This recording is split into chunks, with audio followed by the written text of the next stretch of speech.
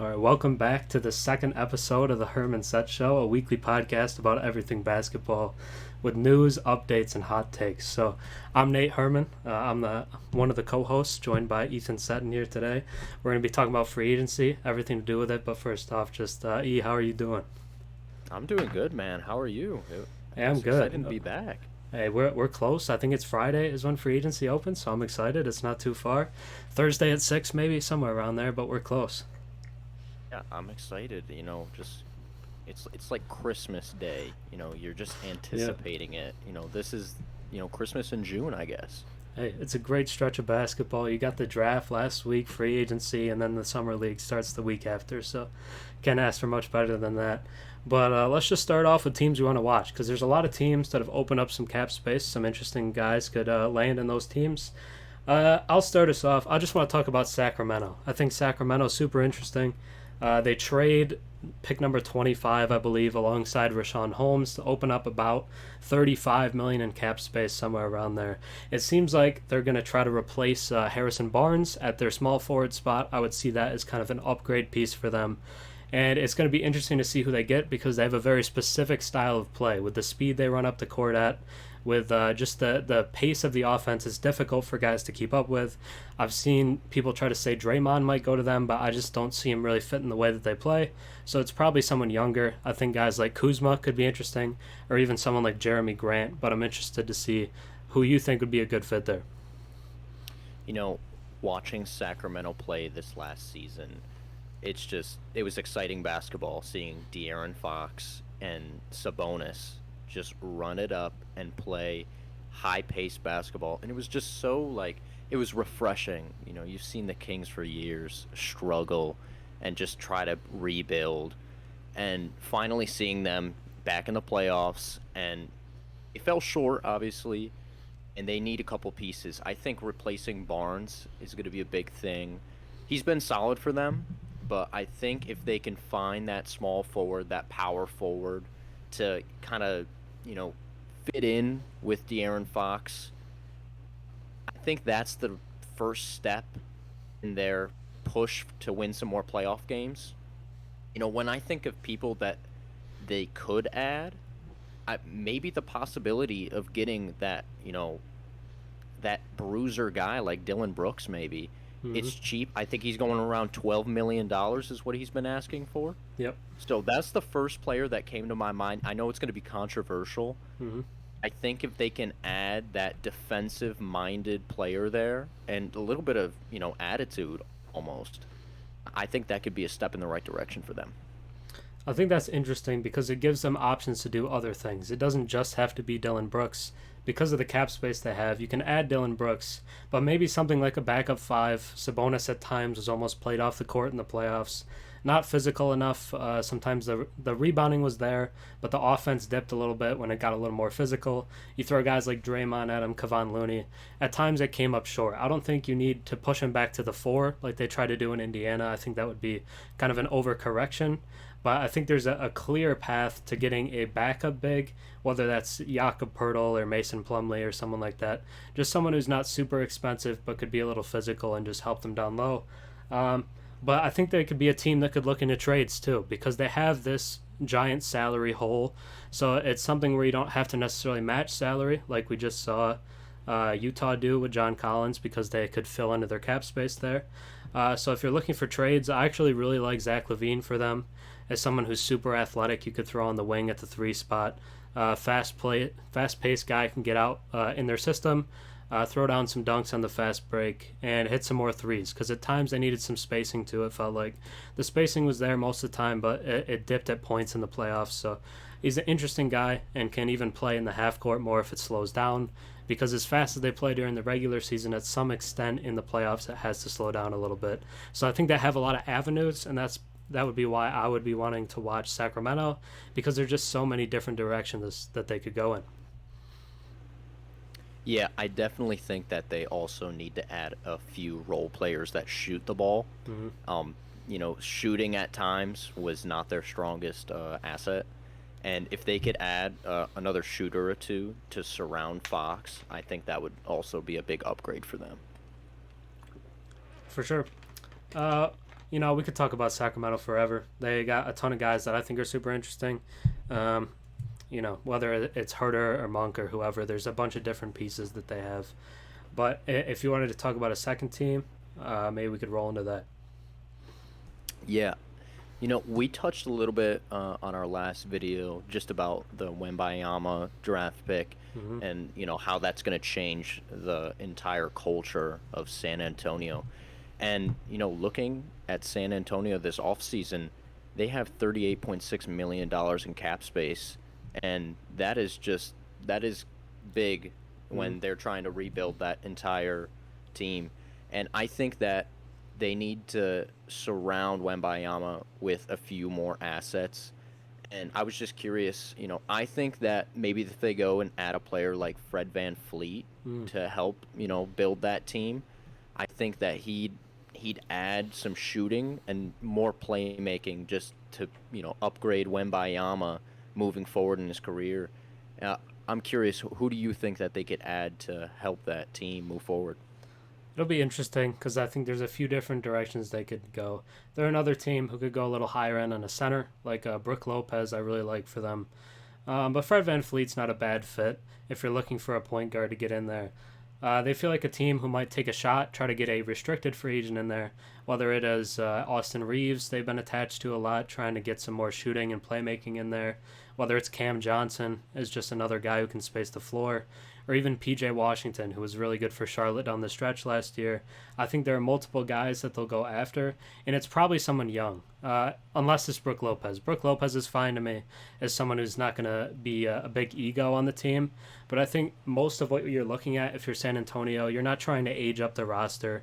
You're trying to grow a young core together. And I think that's kind of throwing a bigger bag at someone who's probably a restricted free agent. But Fred VanVleet, I like for them. But there's going to be a lot of teams interested. I know Houston is as well, and probably a team like Orlando. But we'll talk about Fred VanVleet later, probably. So, um, I don't know. What do you think they need specifically? Are you looking for any guys other than Fred VanVleet? Is there anyone else that interests you with them? I see them needing a playmaker. Hmm. I think that's a big thing. Trey Jones right now a restricted Yeah, free that agent, doesn't cut but it for you. yeah, I'm a big Trey Jones guy. I'm a big Tyus Jones guy, Yeah. but I think they need just one more piece, Hmm. playmaking wise. You could go out and I would say you can get a Gabe Vincent to fit Mm. the young description. Yep. I think we saw him make plenty of plays when he had the ball in his hand during the playoffs with that big Miami Heat run. Um, I think that Gabe Vincent could fit into that, but I'm huge on Fred VanVleet into that role. I think Yep. that he'd add the shooting as well that they need. A guy that's gotten pretty underrated as well, I'd say, was an All Star not last year, but the year before. Fred VanVleet is still a very good player, and a guy who has been a championship player. Was a huge piece on that Raptors championship team, and I think that experience is valuable. So the ability to bring that into a locker room, I think, is super good for a team like San Antonio. But let's shift to a different team that is also more on the rebuild a little bit. I want to talk about Houston because I think Houston is the team you kind of have to talk about when you're talking about with free agency as a team that has the most cap space, more than 60 million. It's not quite two max spots anymore in today's NBA. Usually 60 would be the piece you'd look at as two max spots, but it's two big contracts. They've been linked to basically every single free agent that's out there. Whether it's Harden, they said they'd go after Kyrie. If they don't get Harden, then they'd go after Fred VanVleet. They're linked to all these guys. Dylan Brooks has been attached to them as well. I think they're a team that is trying to get better soon. They've kind of been bad for 3-ish years now since Harden left. The owner, reportedly, as well, is kind of angsty with getting back in the playoffs. Tillman Fertitta, not a guy that's super happy with losing. They have a pretty long history of being a good team, and I think they're trying to be one quickly. So Fred VanVleet, I think, is a guy that they'll try to go after pretty hard, especially with Amen Thompson being relatively new to the point guard spot. Feels like a guy who's maybe more of a wing in the league, but is going to try to become a point guard. They also have Kevin Porter Jr., who's kind of an experimental point guard. So they don't necessarily have a true, traditional point guard on the team. So Fred VanVleet feels like a guy that could target. But I think the Rockets are going to make a splash, and they kind of have to with the new CBA because you have to hit a certain salary floor. You just can't leave all this space open. So if you're watching Houston, they got to sign somebody, and it's going to be for a pretty big chunk of money. I look at the Rockets, and we've talked previously just about how young that team is and the culture build that's going to happen with Ime Udoka, running the show now there. And they need some culture guys. Yep. If you want to build a new culture, you need some culture guys coming to your team. I think a guy like Bruce Brown, you can sign him for around 10 to 15 million. Yep. And I think he changes cultures wherever he goes. We saw him on Brooklyn, emerge, and then we saw him with the Nuggets here win a championship, and he just that energizer bunny that came off the bench, and it was really exciting to see him, whenever he was on the court. I think he'd thrive, with the Rockets rebuild.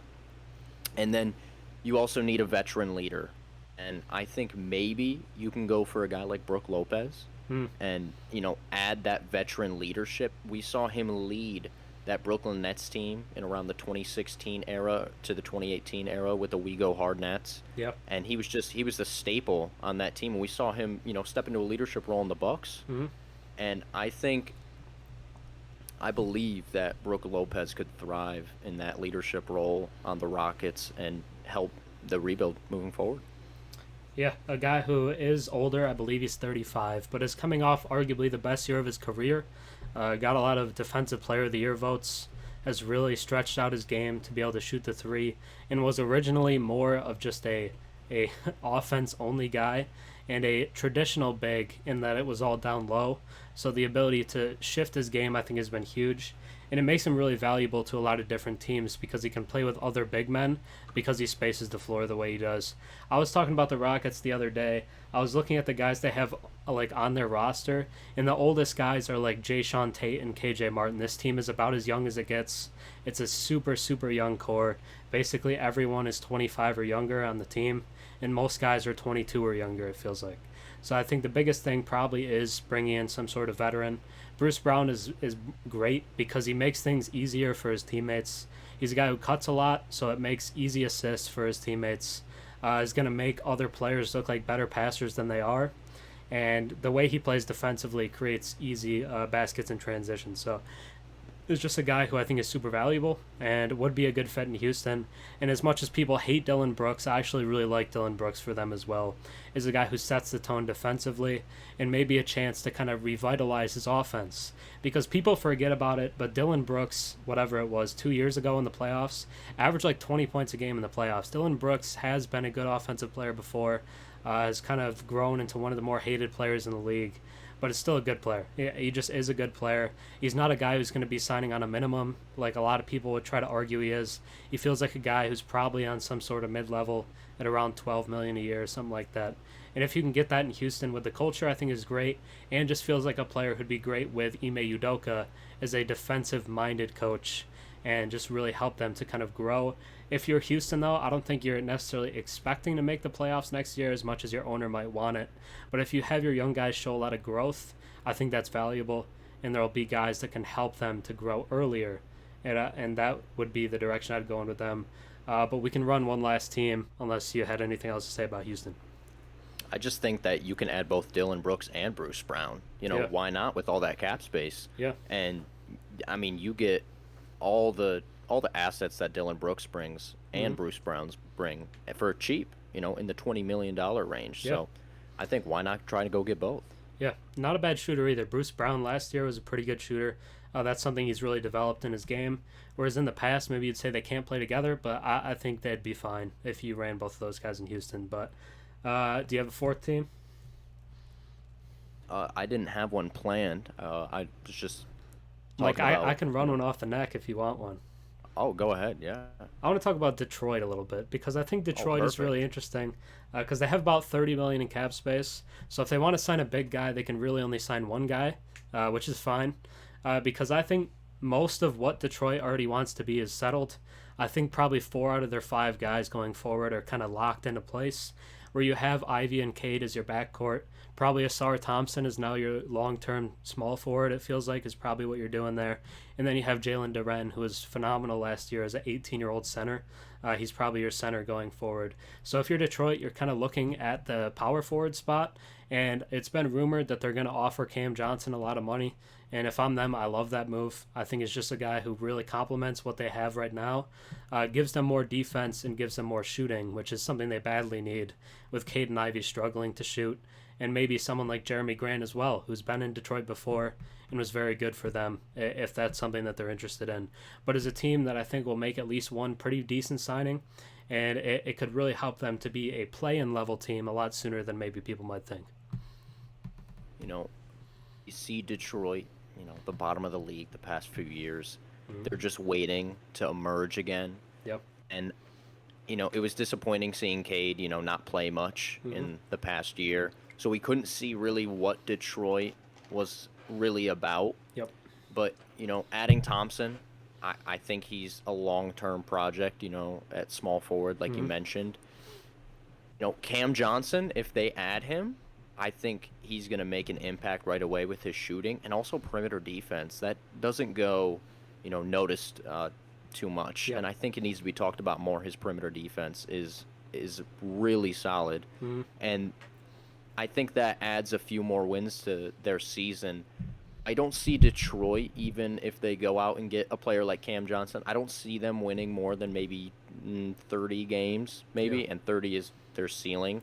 Yeah. So I'd say that, it's a step in the right direction for them adding someone like Cam Johnson. Yeah, I think they're a little better than people might think. Just because of limited play time last year from a couple guys. Basically, their best two players, Cade and Bojan, missed a decent amount of time. So I think bringing them back on top of a new guy coming in could help them be a little better than people think. But I think it's really unrealistic that they get over 40 wins. But somewhere in that 30 to 35 is probably their high end. And maybe chasing the 9th or 10th spot in the Eastern Conference, I think is kind of realistic for them. But we'll see what it looks like. They've been in a lot of close games over the years, despite their record being pretty bad. So it's going to be interesting to see whether they can turn those closer games into wins, which they just haven't been able to do in the past. But let's shift from teams a little bit. And if you have one guy starting off rip who you think is almost certain to leave, and we could talk about him and think where he might go. Well, do you want to talk about D'Angelo Russell? Yeah, we can talk about that. That's been the thought on my mind the past few days since our last episode, because we kind of went on a tangent about D'Angelo Russell. Yeah. And why would any team want to sign D'Angelo Russell? I don't know the fit. I have no idea what the fit is. I've been thinking about this. It's so hard to gauge D'Angelo Russell because we watch D'Lo, and at times, we saw him on the Timberwolves. We saw him start dropping 30 points a game. We got the ice in the veins celebrations. Yeah. And then you watch him, you go on the Lakers, and as Lakers fans, you're like, yes, he's the missing piece to this championship run. Yeah. And then you get like a 10-point game, and you're like, no, he's just getting warmed up. He's just getting going. Yeah. And then you get an 8-point game, and you're like, no, give him time. And then it collapsed.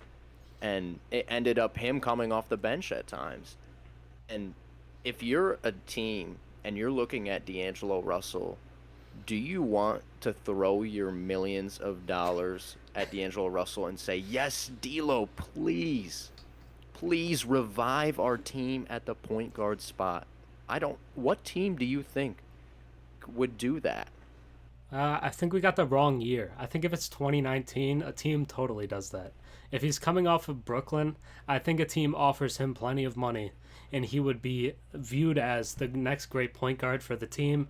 But coming off of this Lakers stint, I don't really see it, which is kind of funny considering he just had the most efficient season of his career. He was actually very effective most of the time, but the playoffs are still somewhat of a letdown, which has kind of become a repeating occurrence with him over the past few playoff seasons. His level of play has dipped down there. But even when he has those efficient games, it just feels like at times it's somewhat disappointing. When you're watching it, it feels like he's not in the game. Like he kind of is one of those dudes that just will blend in at times and not really pop out. But there's not a lot of teams out there I think are really natural fits I think maybe like if Utah wants to get a little frisky with it, Utah badly needs a point guard. So maybe they convince themselves that they are a good organization. They have a good coach in Will Hardy. They think they can turn him around. Maybe if Damian Lillard stays in Portland, the Miami Heat tell themselves that they can save D'Lo, and their Heat culture can save D'Lo and turn him around. But he doesn't feel like a Heat culture guy to me necessarily. Um, Back to Brooklyn, I don't think is bad necessarily. They're running Spencer Dinwiddie right now, who's probably not a full time starting point guard in the NBA. Is a really great six man, but is kind of hard to sell as a full time starting point guard.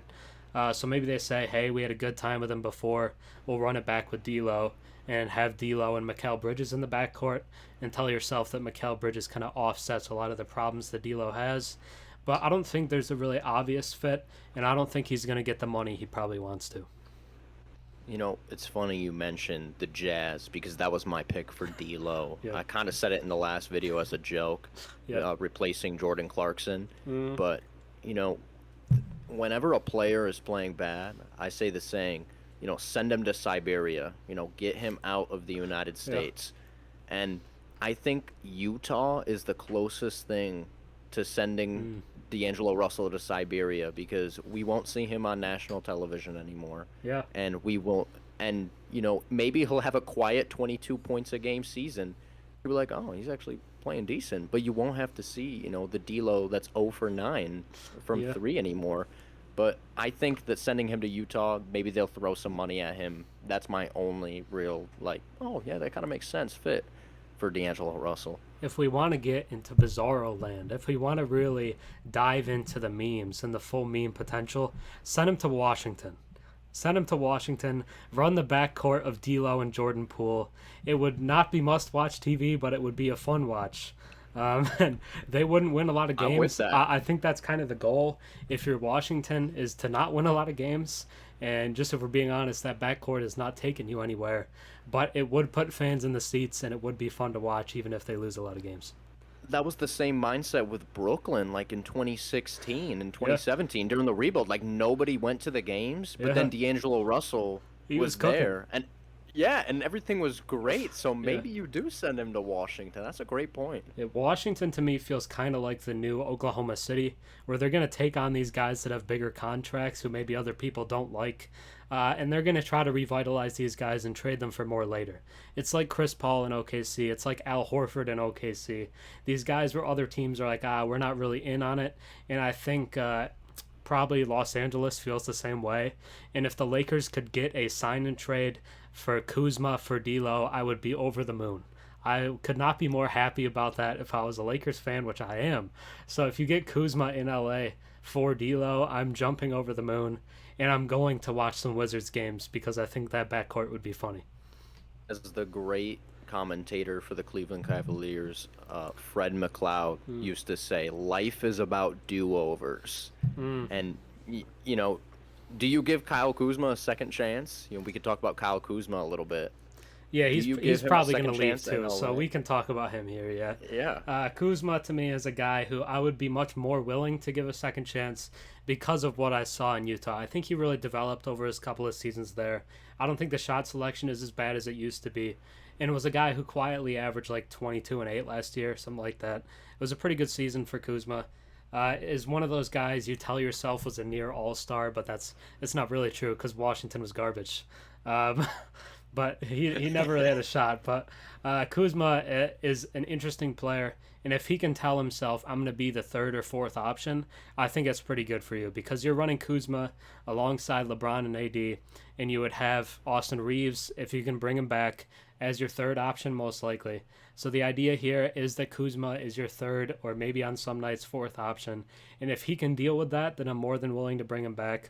But if he thinks he's going to be dropping 25 a game and getting some $30 million a year salary, then I'm not into that. Well, that's the dilemma.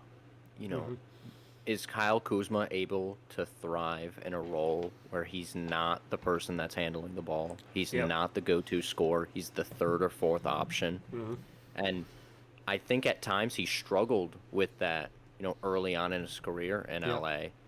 And then when he got to Washington, I mean, they just threw the ball into his hands, and he was able to do whatever he wanted. Yeah. You know, he could turn the ball over 5 times, and it was like, no big deal. I'll just shoot it the next possession. Yeah.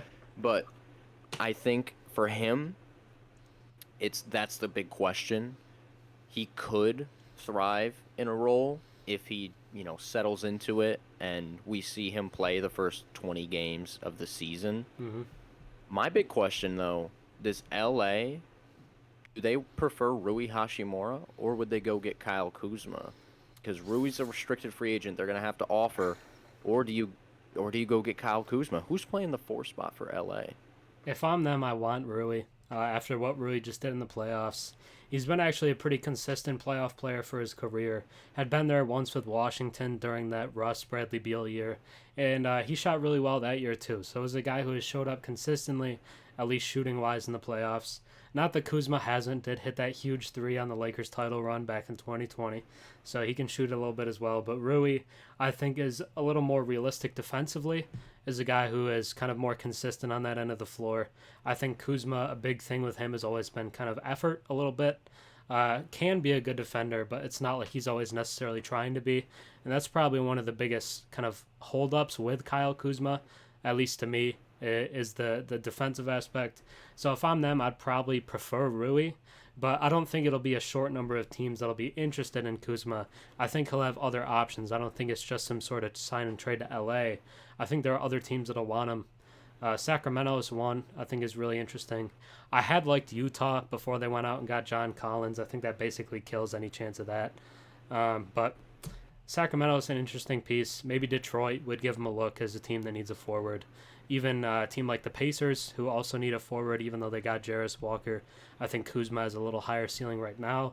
So it's probably a younger team that's going to get Kuzma, realistically. I don't see him signing with one of these big contenders necessarily right away.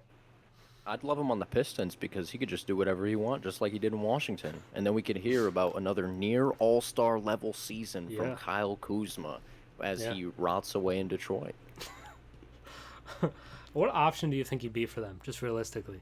You think he's the number 2? You think Cade's first option, and then Kuzma's your 2? Cade's your first option. Cade has to be your first option. But then when Cade goes down with an injury 15 games into the season, guess what? Not rooting for injuries, obviously. But no, but the billboards will be up in Detroit.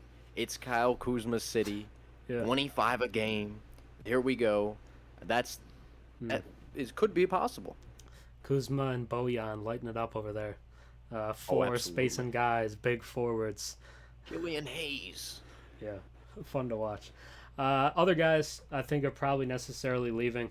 I think this is probably a point where we talk about Fred VanVleet as a guy who I think is a near lock to leave Toronto. I just don't see any chance he goes back to Toronto. But another guy who's probably going on a younger team, unless he wants to take a pay cut, he could get to a team like the Lakers or even Phoenix if he wants to take some sort of drastic pay cut, but I just don't see that happening. So it's probably a team that has more money like this, a team that needs a point guard badly. San Antonio is an option for sure. I think Houston is an option. Orlando has been interested in him in the past. They did just take another guard in Anthony Black, so I know that would hurt you with your guy Cole Anthony over there. But Utah probably interested in another team that needs a point guard, and it just feels like one of these kind of mid, teams that are trying to go up in the standings are going to be a team that lands on Fred VanVleet. We're going to erase the Orlando Magic option from even existing for Fred VanVleet. They want him, man. They've been looking for that for years. They love that dude. No, they have Cole Anthony. They saw him play in Tampa, and they were so excited that he was right there. They wanted to bring him in. Anyways, Fred VanVleet, I think he's headed to either the Houston Rockets or San Antonio Spurs. Fred VanVleet has shown he wants money. Pay me the bag. Show me the green paper. Fred VanVleet will be getting paid. He's going to be $20 to $30 million a year because, everybody gets greedy at times, and I think Fred VanVleet is in that greedy phase where he wants to secure the bag, as they say. So expect Fred VanVleet to head down to the wonderful state of Texas. Honestly, I think that's okay for him. I have no problem with that. Is a guy who's already won a championship. He's not some guy that has to go ring chase. He already has his ring. I'm sure he's somewhat content with that. He's just a guy who wants money. He wants to put up numbers, and he probably wants to be an all-star again. So the best chance to do that is in Texas with one of those two teams. I think the Rockets would probably be the favorite right now. San Antonio, I think, is going to look at some other guys first. But if they get into day 3 or 4 of free agency and he's still there, I think they'd probably take a pretty serious look at him. So we'll see where he goes, but it's going to be a pretty big payday for Fred VanVleet. We can move to stayers now if you want. Guys that we think are definitely staying, the little less exciting part. You got a guy that comes to mind right away. I think Austin Reaves will be staying with the Los Angeles Lakers. They will be paying Austin Reaves the bag as a restricted free agent. You know, we saw Austin Reaves just light up the world. Everyone's favorite white boy. That's right. Austin Reaves, you know, the 3-and-D guy of your favorite high school basketball coach's player. He'll lock up the D on the perimeter. He'll dive for loose balls, and he's also going to make beautiful cuts to the basket, and he's going to shoot the lights out. And LA needs him, LeBron needs him, and I think he'll be staying with the Los Angeles Lakers. He's a guy that you have to keep. I think if you're Rob Pelinka and you let him go, you look like an idiot. I think it's really that simple. You look really bad if you let Austin Reaves go. And honestly, I don't even think 4 for 98, which is the max you can get, I don't think that's a bad contract. So there's no reason to me that you're really like, oh, I can't pay Austin Reaves because he got offered so much by another team. It's not that much money. It's not any more than Anthony Simons makes. It's very similar to what Tyler Hero makes. To me, if you're the Lakers, you pay him that because he's basically your point guard at this point. It's fine to me if they run him at the 1. I don't even think they necessarily have to bring in another point guard because that's how good Austin Reaves was passing the ball down the stretch of the season. Once Westbrook was out of the team, Austin Reaves really took over. I was really impressed. Throughout the playoffs, he averaged about 20 points a game. Is just a guy who continues to break out. Is a little older than people think. I believe he's 25 or 26. Was a full 4-year college guy, but is a player who's still getting better. I think it's pretty clear he's still getting better. So you bet on the upside a little bit here. I don't think Austin Reaves is what he's going to be at the end of the day. I think he's going to continue to grow. So I have no problem giving him that money. And I think you can't have another Alex Caruso versus THT situation on your hands where you look awful for that too, as Caruso was first team all defense last season. They can't make the same mistake twice. It'd be awful. So I think that they're going to be throwing a lot of money at Austin Reaves, and they're going to make sure he stays. I don't even think it has to be a deciding situation like that.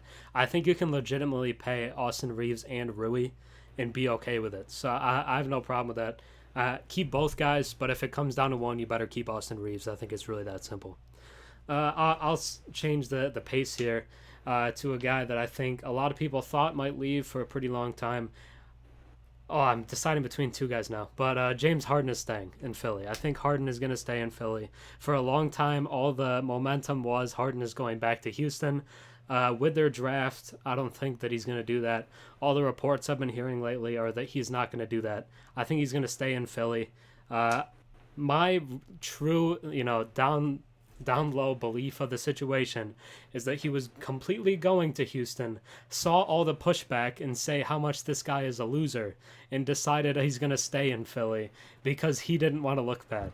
So I think he's staying in Philly. He kind of sent the feelers out to see how people would react. They reacted poorly, and because of that, I think he's staying in Philly.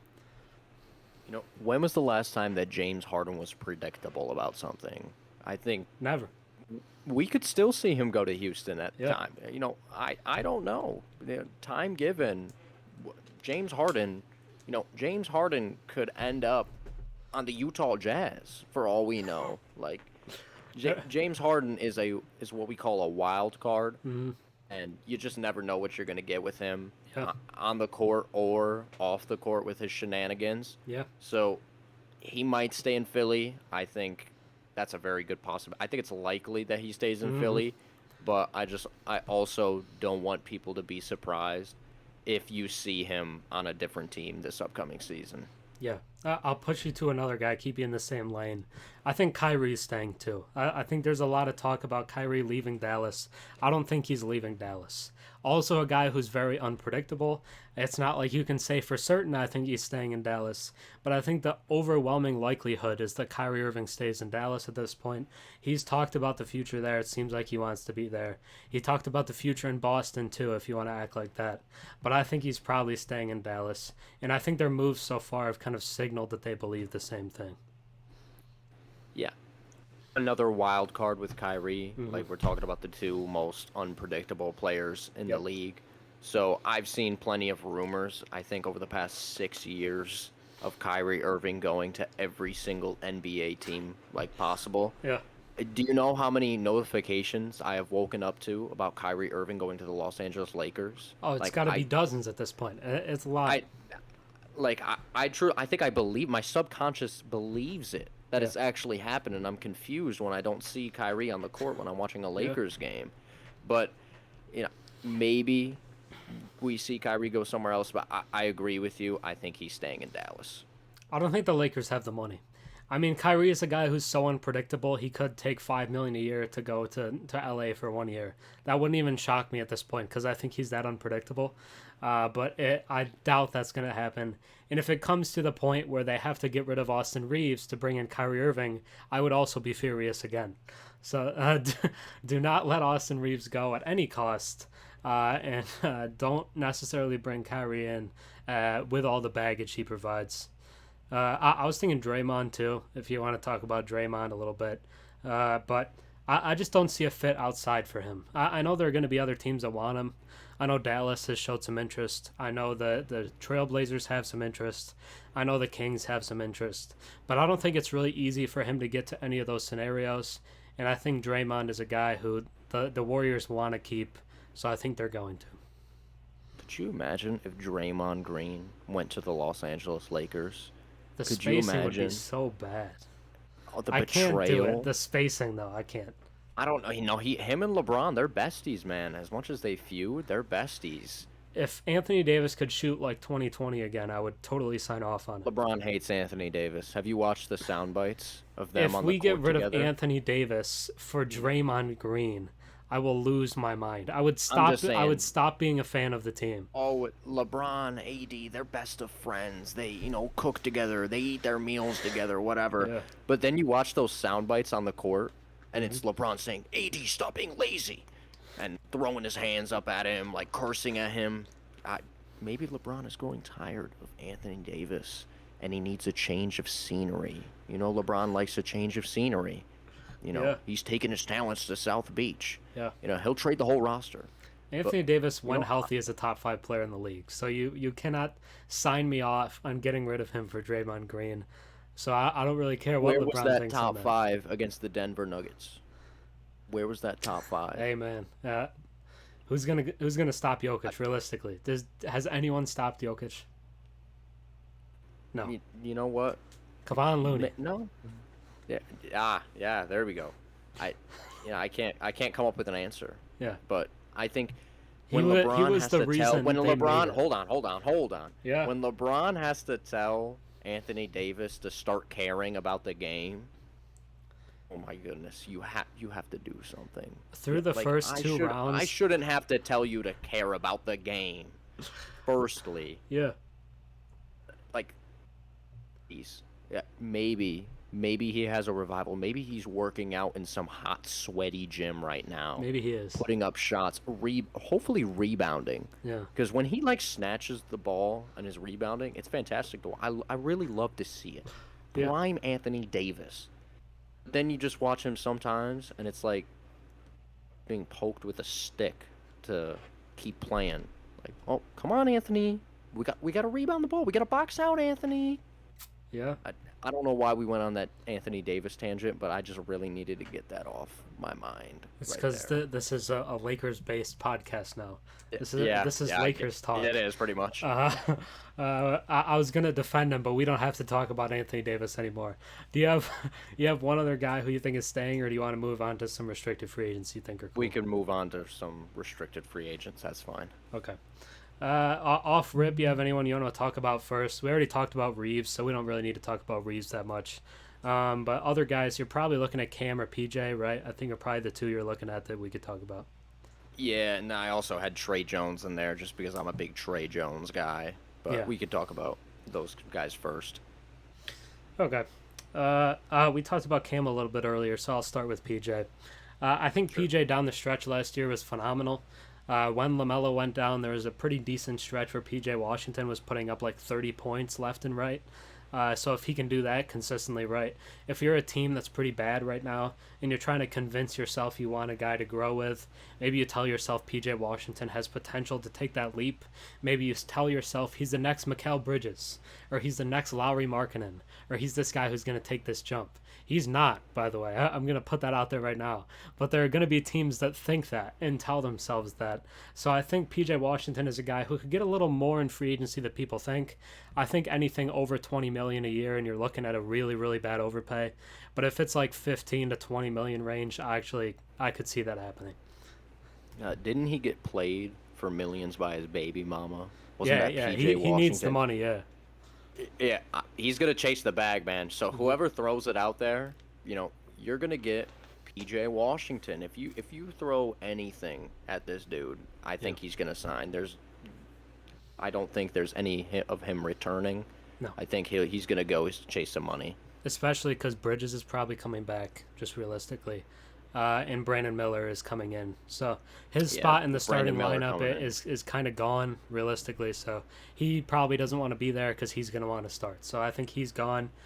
Cam Johnson, I think the situation is a little more nuanced because I think to a certain extent, right, Brooklyn probably matches. He's Mikal Bridges' best friend. They're super close. I don't think they want to lose Cam Johnson because it puts them in a tougher spot with Mikal.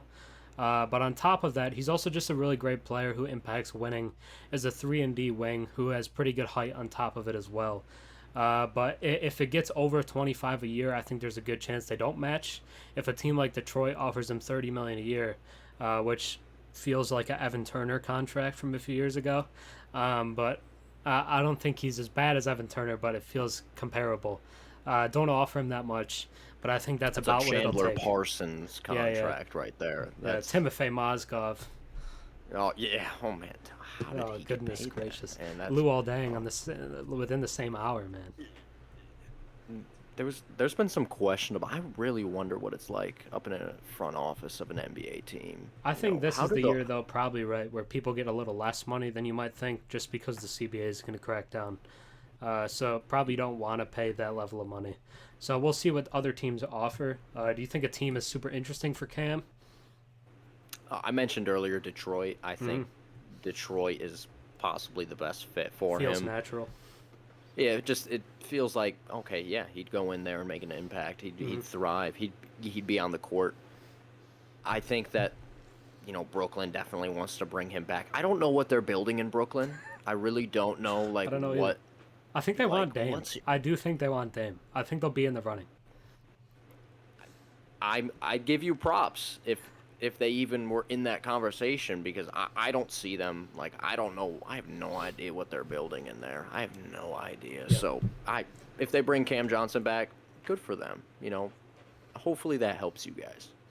Yeah, Grant Williams is kind of interesting too as a restricted guy. A little worse, than some of the other guys we've talked about. But I don't think he's worse than Dylan Brooks necessarily. I think he's probably a rotational guy who's going to give you defense and shoot the ball. So he'll He's get a worse mid-level. than Dylan Brooks. He'll get a mid-level. He will.